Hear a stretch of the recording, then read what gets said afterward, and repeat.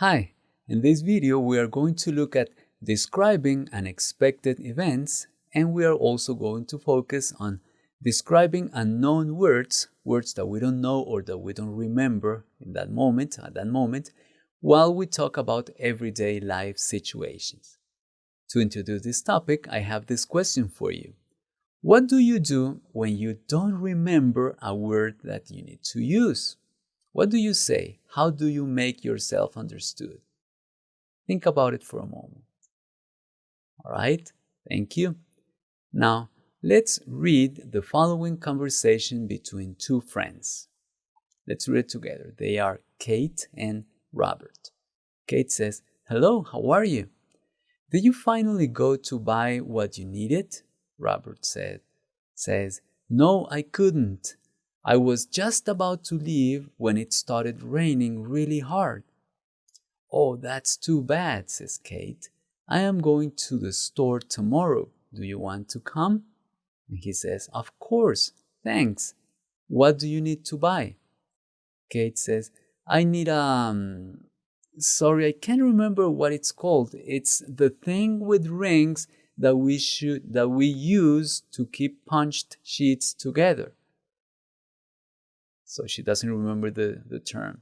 And he says, "Oh, you're talking about a 3-ring binder." "Yeah, that's it," says Kate.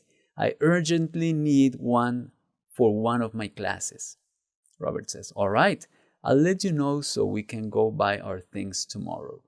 All right, so he will remind her of that. Question: why didn't Robert go to buy what he needed? Because it started raining. Yes. What does Kate need to buy? Do you remember the term?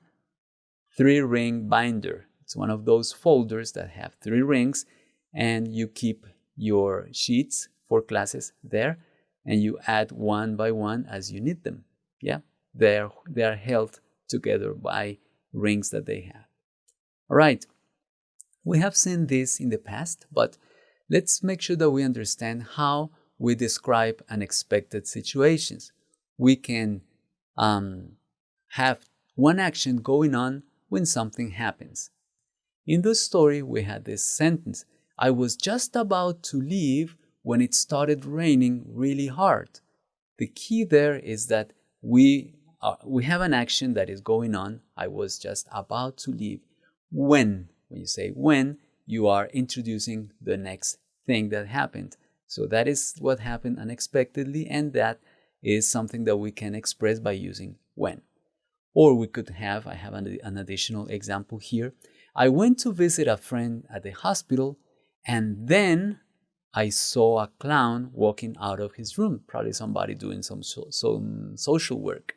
All right, and then, so I was doing this, and then this happened. All right, so I have some additional examples for you to see here. "I fell asleep at his friend's house and was confused." No, I'm sorry. He fell asleep at his friend's house and was confused when he suddenly woke up. Okay. "It looked like it was about to rain when the bright sun came out." So when again. And finally, "I was riding the subway on my way to work, and then I saw a girl wearing the same shirt I was wearing." Right? That happens. So 2 actions that happen, one right when the other one is going on, is taking place, and that is something that we can express with when and then. Okay, keep that in mind.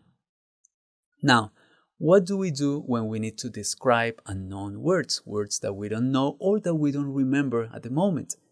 For example, as you can see, the girl says, "I'm sorry, I can't remember what it's called. It's the thing with rings that we use to keep punched sheets together." So there is some explanation, and then there is a description of the word in other terms that can help the other person understand what the person means. So we could say, "I can't remember the word for," and then you explain the best way you can. Or, "What do you call the thing that," or "the thing that," and then you explain it. "What do you do when," if you're explaining an action, "what do you say when?" So after that, we have all the room in the world, all the time in the world to explain in the best way possible.